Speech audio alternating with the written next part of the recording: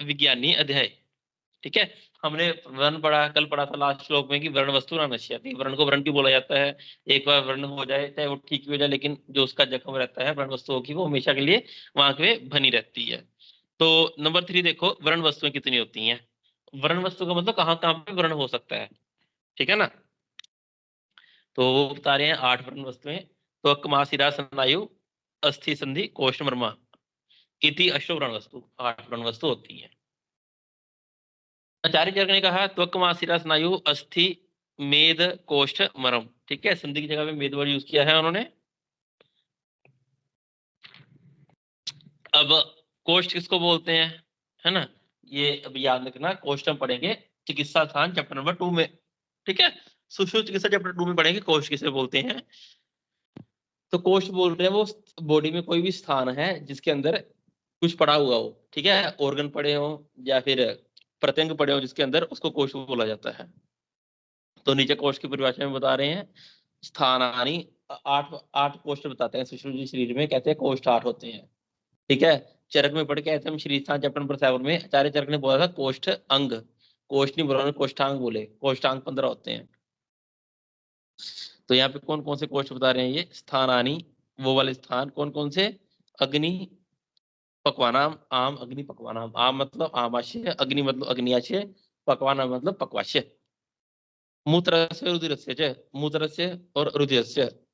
हृदय उंडूक फुफ्फुसो च कोशित वित्तीयते। ये 8 कोष्ठ होते हैं हमारे पास। ठीक है, अभी इतना याद रखना, जो भी बॉडी में स्पेस होती है, ठीक है, जिसके अंदर, तो उसको हम कोष्ठ बोलेंगे। कौन कौन से है, आमाशय, अग्न्याशय, पक्वाशय, मूत्रस्य, रुधिरस्य, हृदय उंडूक फुफ्फुस। ये 8 कोष्ठ होंगे हमारे पास। चरक संहिता में पढ़ गए थे 15 होते हैं, वहीं पे लिखवाया था जब चरक के 15 कोष्ठ हमने पढ़े थे। तो कोष्ठांग 15 पढ़े थे। कोष्ठ में कौन कौन से अंग रहते हैं टोटल 15 बताए उन्होंने। वहां पे लिखा था कि काश्यप ने 13 बोले हैं, है ना। काश्यप ने उत्तर गुद और अदर गुद को नहीं माना। देखो अब यहाँ पे क्या कह रहे हैं नंबर 4 में, तत्र आदिक वस्तु सन्निवेशी त्वक वेदी वर्ण स उपचर शेषा स्वयं अवधीयमानम दुरुपचरा।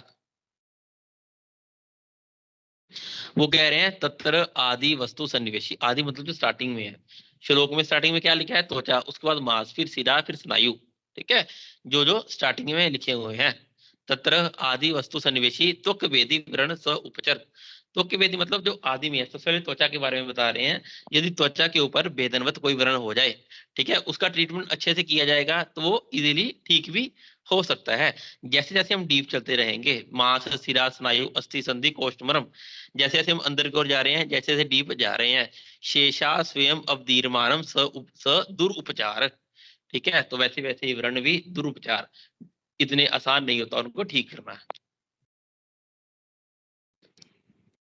तत्र आयत चतुस्र वृत्त त्रिपुटक इति व्रण आकृति। व्रण की आकृति, कोई चोट लगी है, ठीक है, कोई भी है वुंड, उसकी शेप कैसे होगी। ठीक है, वर्ण की आकृतियां 4 बता रहे हैं। ये बड़ी बार क्वेश्चन आता है, कई बार आता है वर्ण की आकृतियां कितनी बताई, या फिर इनमें से कौन सी वर्ण की आकृति नहीं है।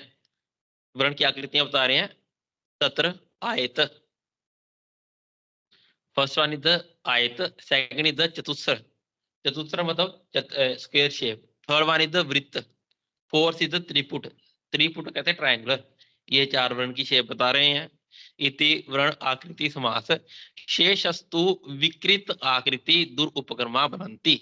इसके अलावा कोई भी वुंड हो, ये जो 4 शेप बताई हैं, ठीक है, इसके अलावा यदि किसी और शेप का वर्ण हो, दुरुपक्रमा, वो इजीली ठीक नहीं होता, वो दुसाध्य बता रहे हैं, उसको दुरुपक्रम बता रहे हैं। ये जो 4 शेप वाले बता रहे हैं, यही वर्ण है जो इजीली ठीक हो जाएंगे, हील होंगे। तत्र आयत कौन कौन से, आयत, चतुस्र, वृत्त एंड त्रिपुटक। नेक्स्ट देखो नंबर 8 देखो, श्राव पढ़ेंगे हम, इसमें से कैसा श्राव निकलेगा, वेरी इंपॉर्टेंट। अत ऊर्ध्वम सर्वश्रावान वक्ष्यमान, किसमें से कैसा श्राव निकलेगा वो देखेंगे हम। तत्र गृष्टस्यु, गृष्ट कहते हैं घर्षण को, फ्रिक्शन, ठीक है, रगड़ लग जाती है, जैसे स्किन को सुपरफिशियली। ठीक है, छिन्नसु कट जाना, च त्वक्षु स्फोटेशु भिन्नेशु विदारेशु। वो कह रहे हैं चाहे त्वचा में, त्वक्षु मतलब त्वचा से, त्वचा में चाहे घर्षण हो जाए, घृष्ण हो जाए, ठीक है, छिन्न हो जाए, स्फोट हो जाए, भिन्न भेदन हो जाए, विदारी चाहे विदारण हो जाए। नो नीड टू लर्न, कितना याद रखना, त्वचा में व्रण हो गया तो श्राप कैसा निकलेगा, सलिल प्रकाशो भवति।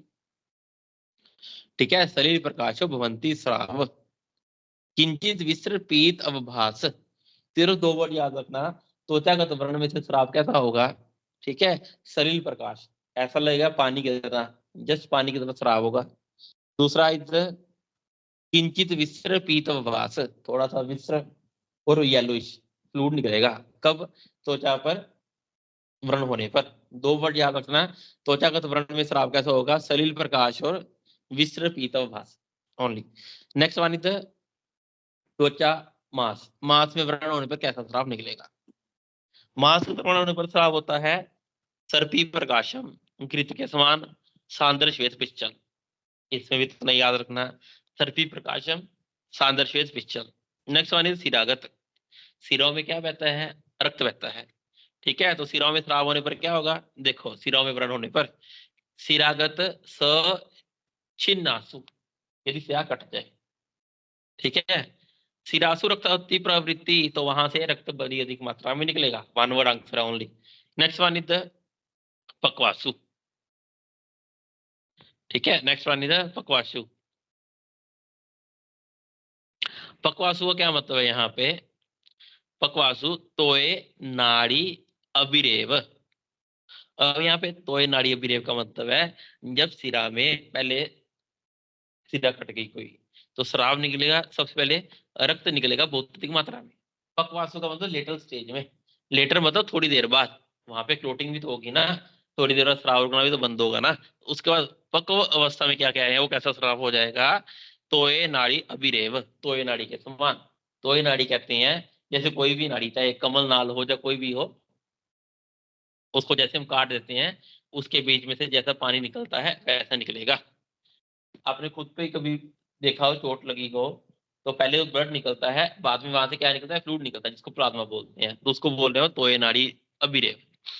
नेक्स्ट देखो, नीचे आ जाओ इसके स्नायु में।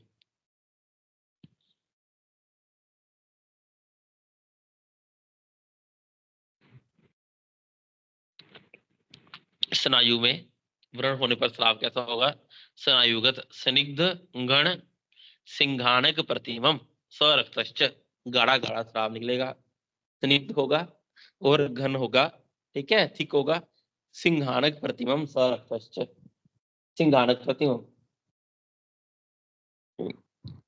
नेक्स्ट वन इज अस्थि। ठीक है ना, अस्थिगत में व्रण होने पर श्राव कैसा है, अस्थिगत हो या फिर अन्य अस्थि अभिहते, कोई भी अस्थि में चोट लग जाने पर श्राव होगा शुक्ति धोत। शुक्ति किसको बोलते हैं, जो छोटी छोटी चिप्पियां होती हैं, ठीक है, शुक्ति दोत इव भाति। ठीक है, जैसे शुक्ति का पानी होता है उसके समान श्राव निकलेगा। नेक्स्ट देखो नीचे संधि में, संधि का श्राव कैसा होगा, संधि में, ठीक है, संधि में क्या होगा, संधि में चोट लगने पर वहां पर क्या होगा, साइनोवियल फ्लूइड रहेगा, तो वहां पे वो कह रहे हैं संधिगत पीड़े मानो ना प्रवर्तते।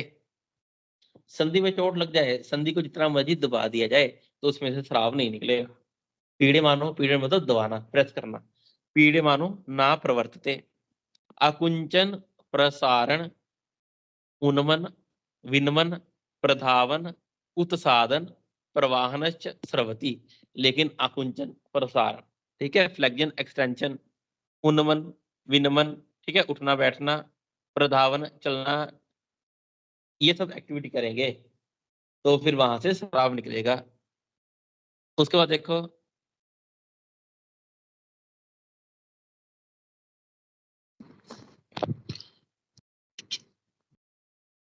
त्वचा हो गया हमारा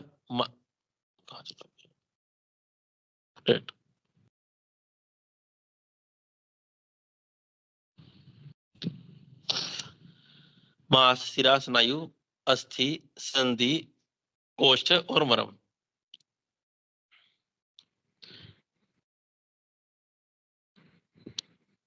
अस्रावश्च पिश्चल अवलंबी सफेन पुए रुधिर उन्मथितम कोष्ठ अश्रिक मूत्र पुरुष पुए उदकानी। फिर कह रहे हैं कोष्ठ से कैसा स्राव निकलेगा। कोष्ठ के लिए कह रहे हैं सफेनम पुए रुधिरम उन्मथितम, कोष्ठ में व्रण होने पर, ठीक है, सफेनम झागदार, पुए रुधिरम और पस वाला रक्त निकलेगा, कोष्ठदा अश्रिक मूत्र पुरुष पुए उदकानी। फिर वो कह रहे हैं कोष्ठ से अश्रिक रक्त भी निकल सकता है, मूत्र भी निकल सकता है, पुरुष भी निकल सकता है, पुए भी निकल सकती है। अभी हमने पढ़े कि कोष्ठ कौन कौन से होते हैं। आमा, आमाशय, अग्न्याशय, पक्वाशय, हृदय, कुंडक, फुफ्फुस, है ना। तो यहाँ पे चोट लगेगी वैसा शराब निकलेगा कोष्ठ से। अश्रिक मूत्र पुरुष पुए, रक्ताशय में जाएगा तो रक्त निकलेगा, मूत्राशय में जाएगा मूत्र निकलेगा, पक्वाशय में जाए लगेगी पुरुष बाहर आएगा वहां से, ठीक है। नेक्स्ट देखो, मरम गतत्वक आदि अवरुद्ध उत्सन उच्चते। मरम में चोट लगने पर त्वचा आदि का अवरोध होगा, और ये बता रहे हैं आगे चैप्टर नंबर 6 शरीर स्थान, चैप्टर 6 में पढ़ेंगे हम मरम शरीर अध्याय में। फिर से देखो 1 वर्ड आंसर है सभी के। त्वचागत व्रण होने पर शराब निकलेगा, शरीर प्रकाश विसर पीतभास, मांसगत व्रण होने पर सर्पी प्रकाश सांद्र श्वेत पिच्चम। नेक्स्ट वन इज सिरागत रक्त अति प्रवृत्ति, पक्व होने पर तोय नाड़ी अभिरेप। नेक्स्ट देखो, स्नायु में स्निग्ध गण सिंघानक प्रतिमम, अस्थि में शुक्ति धोत के समान, बस इतना याद रखना, शुक्ति धोतवत। नेक्स्ट वन इज संधि में पीड़े मानो ना प्रवर्तते, इतना सा पूछे तक एग्जामिनर, पीड़े मानो ना प्रवर्तते इसमें लक्षण है दबाने पर खराब नहीं निकल रहा, ठीक है, संधि में होगा। आकुंचन प्रसारण, उन्मन विनमन प्रधावन, फिर उत्कासन प्रवाहन भवति। नेक्स्ट वन इज द कोष्ठ में सफीन पोय रुद्र उन्मथितम अश्रिक मूत्र पुरुष पोय आदि आनी। और मरम में आगे बढ़ेंगे चैप्टर नंबर 6 में, इतना सा पढ़ना इसमें याद रखना।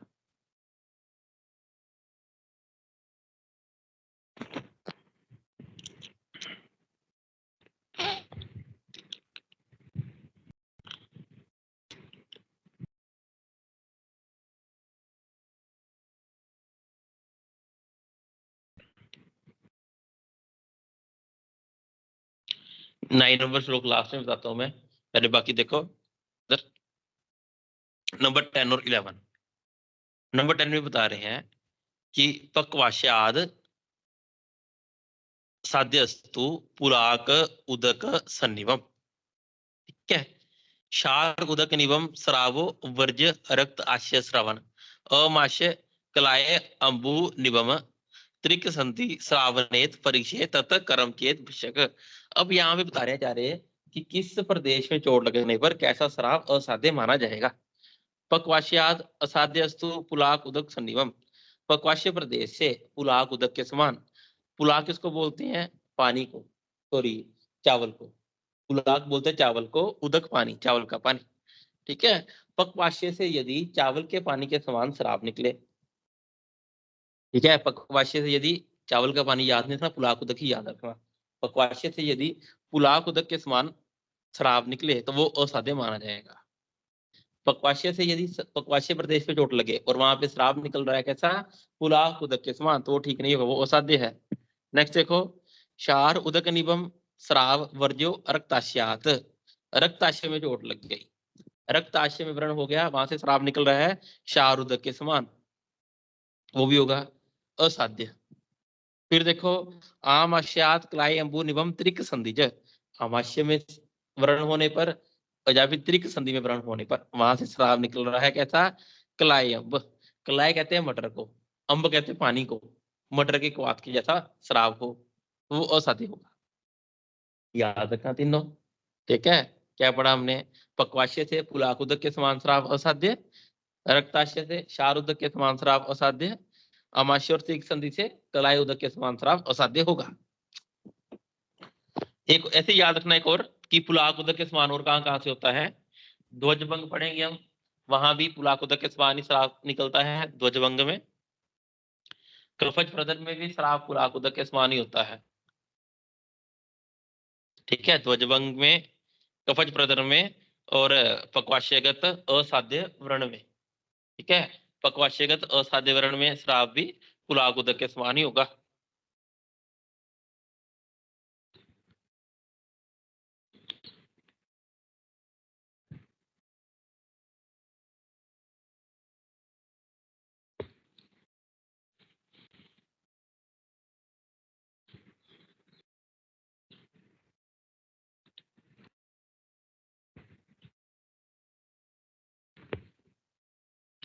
अब यहाँ भी बता रहे हैं अत ऊर्ध्वम सर्ववेदना वक्षस्याम, कि कहीं पे चोट लगी तो पता कैसे लगेगा। अलग अलग प्रकार की वेदना के बारे में बता रहे हैं कि ये वेदना पित्त के कारण हो रही है, ये वेदना कफ के कारण, ये वेदना वात के कारण हो रही है। तोदन भेदन ताड़न छेदन,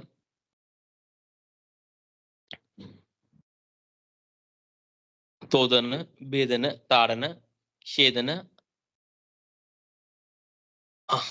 आयाम मंथन विक्षेपन चुंचुमायन निर्दहन भंजन स्फोट विदारण उत्पाटन कंपन विविध शूल विश्लेष विविर पूरण स्तंभन स्वपन आकुंचन कुंचिका स्तंभवती अनिमित विविध वेदना प्रादुर्भाव व मुहुर्मुहुर गच्छन्ति वेदना विशेष वातिक विद्यात।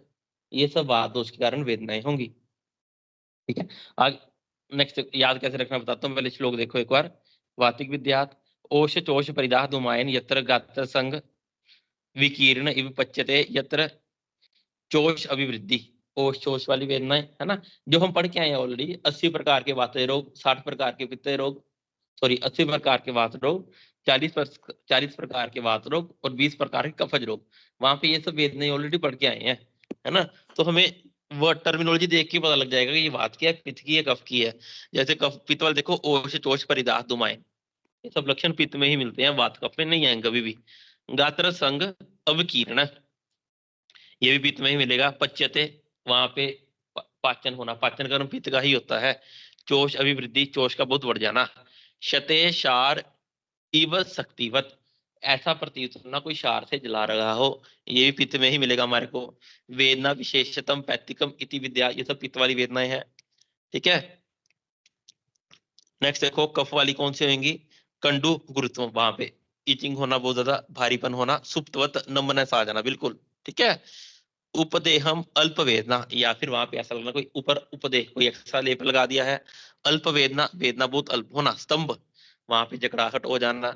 शैत्य, ठंडापन लगना। यंत्रतम श्लेष्मम इति विद्या, ये सब कफज वेदनाएं होंगी। तत्र सर्वसाम वेदना उपत्ति सन्निपातं इति विद्यात, जिसमें तीनों वेदनाएं एक साथ मिले उसको जान जाना चाहिए, ये सन्निपातज है।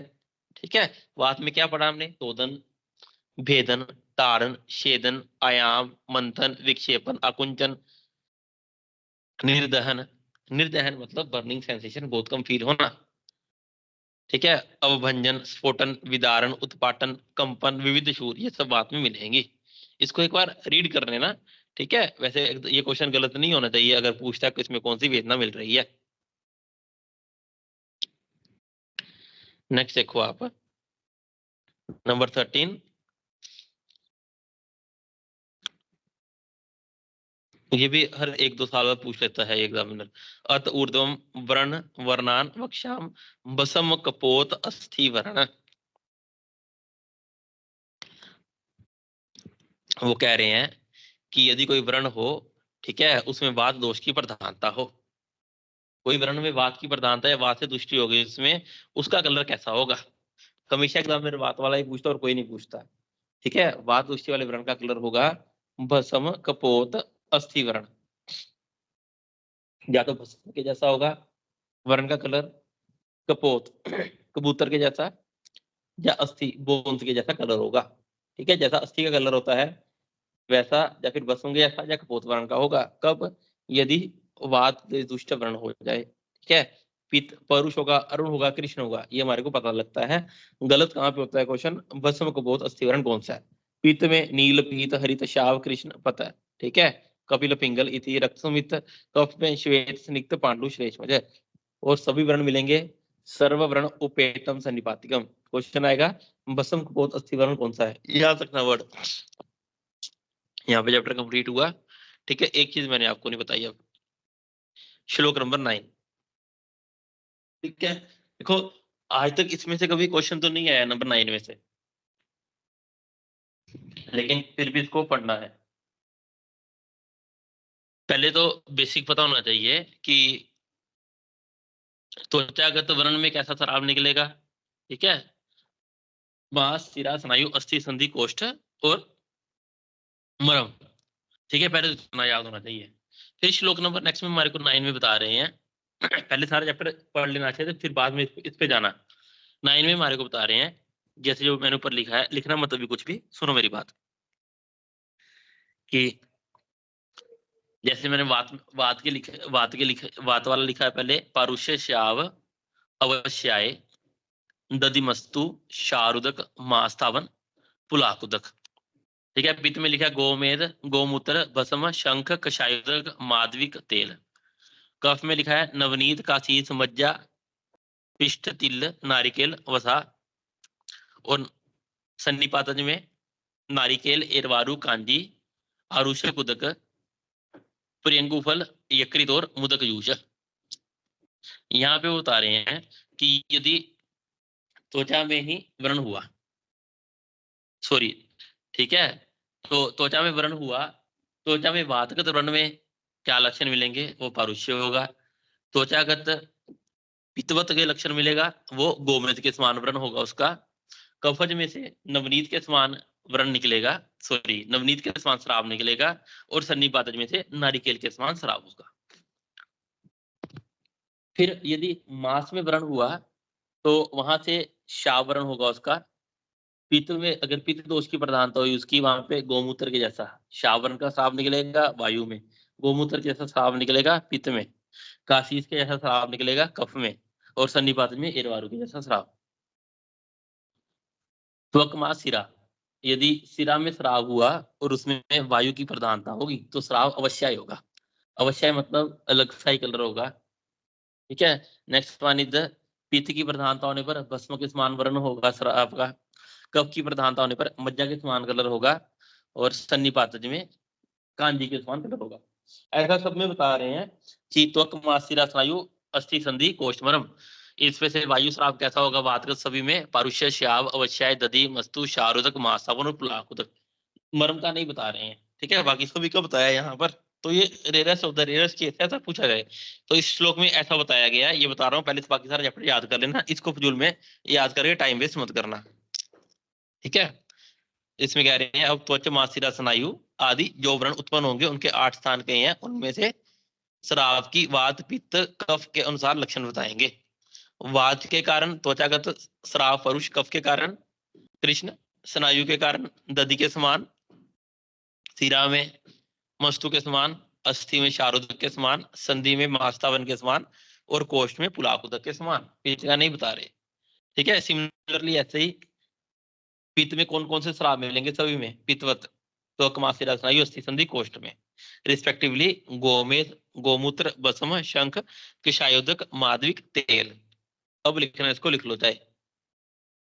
पहले बताओ समझ आया मैं बोलना क्या चाहता हूँ यहाँ पे, इस श्लोक में बोल क्या रहे हैं वो। Yes sir. हाँ, क्या बता रहे हैं मुझे बताना एक बार। एक तो इसमें दोषों के हिसाब से बताया है, और जो एक हाँ लाइन में जो शब्द दिया है वो अलग अलग मतलब रिस्पेक्टिवली उसके अकॉर्डिंग है, व्रण हाँ, वस्तु के वेरी गुड, अकॉर्डिंग। रिस्पेक्टिवली बताया है दोषों के अनुसार, है ना। तो कमासिरा, स्नायु, अस्थि, संधि, कोष्ठ, मर्म। मर्म का तो बताया ही नहीं उन्होंने। ठीक है, मर्म का क्यों नहीं बता रहे हो बार बार, उसका भी बाद में बताता हूँ आपका। तो कमासिरा, स्नायु, अस्थि, संधि, कोष्ठ रिस्पेक्टिवली, यदि त्वचा से वातगत स्राव होगा वो पारुष्य होगा। ठीक है, मांस धातु से वातगत स्राव होगा वो श्याव होगा। और सिरा से वातगत स्राव होगा वो अवश्य होगा। स्नायु से वातगत स्राव होगा वो दधि मस्तु के समान होगा। अस्थि से वातगत स्राव होगा वो शारुद के समान होगा। ठीक है, कोष्ठ होगा वो मासावन के समान होगा। और सॉरी, कोष्ठ होगा पुलाकुदक के समान होगा। तो इसको याद मत करते रहना। ठीक है, नहीं पूछा आज तक, अगर याद हो जाए ठीक है, नहीं तो कोई बात नहीं। ना, थ्योरी के हिसाब से कोई जरूरत नहीं है। पीजीटी आपका नेक्स्ट ईयर होगा या पता नहीं उसके अगली बार होगा 2026 में शायद, है ना। तो तब का तब देखा जाएगा, इसको लिख लेना एक बार।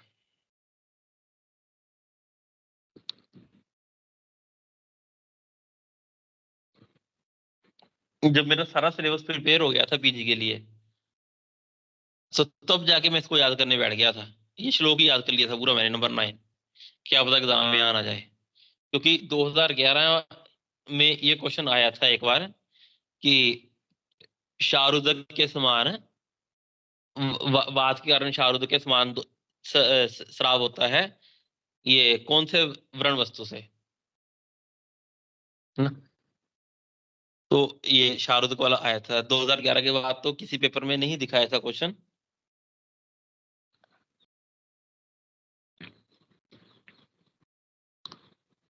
ठीक है, क्वेश्चन हर साल आता है इस चैप्टर में से। यहाँ तो आता है कपोत वर्ण वस्तु, कोष कपोत भस्म अस्थि के समान वर्ण, वर्ण कौन से दोष की प्रधानता मिलता है। और दूसरा, इनमें से जो हमने त्वक मास्य स्नायु अस्थि संधि कोषगत श्राप देखे, किसमें से कैसा श्राप होगा। ठीक है, जितने हमने चैप्टर पढ़ लिए ना अब तक सुश्रुत संहिता के, हर एक चैप्टर में से एक एक क्वेश्चन आएगा ही आएगा। चैप्टर नंबर 27 तक हर एक चैप्टर से क्वेश्चन मिल जाएगा एक एक। 27 नंबर चैप्टर तक 18 या 20 क्वेश्चन आएंगे, इन्हीं चैप्टर में से आएंगे 27 तक।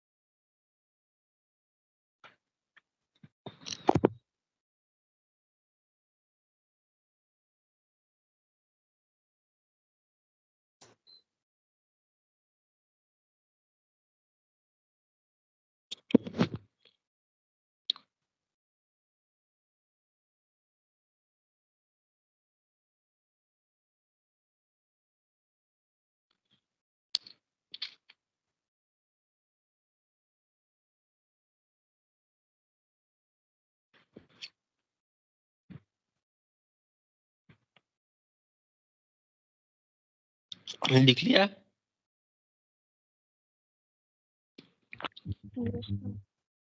हाँ, अब सुनो मेरी बात है कि इन्होंने मरम का क्यों छोड़ दिया हर जगह पर, है ना।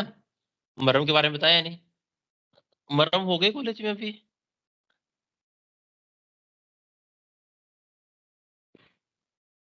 सर हो गए।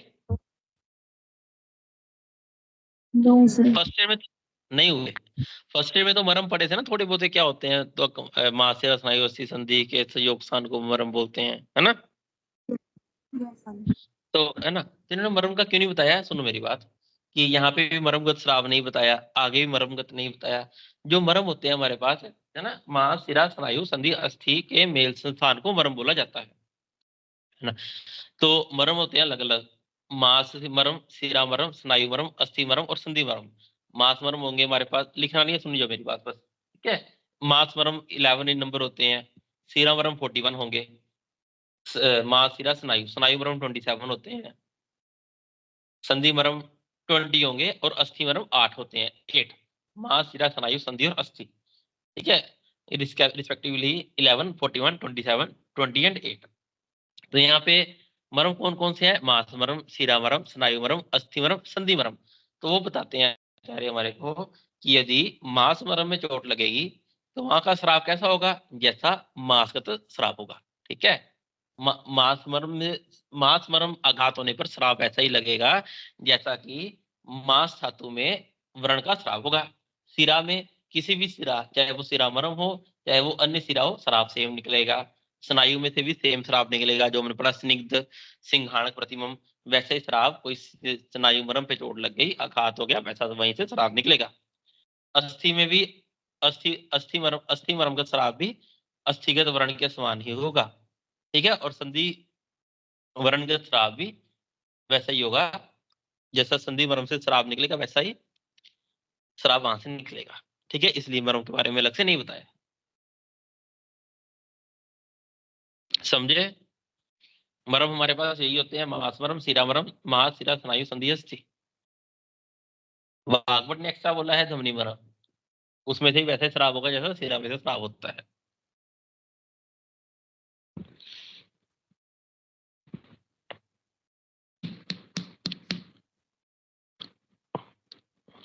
हाँ, कोई डाउट है इसमें से, पिछले वाले में से बताओ। इसको याद मत करते रहना बस, इसको लिख लो बस एक बार, है ना, देख लिया। इस टाइम नहीं वेस्ट करना इसके पीछे। सर वो बता दो, आपने कल बताया था कि बात के भेद आचार्य चरक ने बताए हैं, और भी भेद बताए हैं कि मतलब वो क्या था। अच्छा, नहीं नहीं, बात के भेद नहीं, जो 5 प्रकार की वायु है, प्राण वायु, उदान वायु, समान वायु, प्राण वायु, अपान वायु, है ना, ये 5 प्रकार की वायु का नामकरण, जो 5 भेद है उनका नामकरण, वायु के नामकरण करे किसने, आचार्य चरक ने, ठीक है। जो 5 प्रकार का पित्त है उसका नामकरण, पाचक पित्त, भ्राजक पित्त, है ना, ये इनका नामकरण किया आचार्य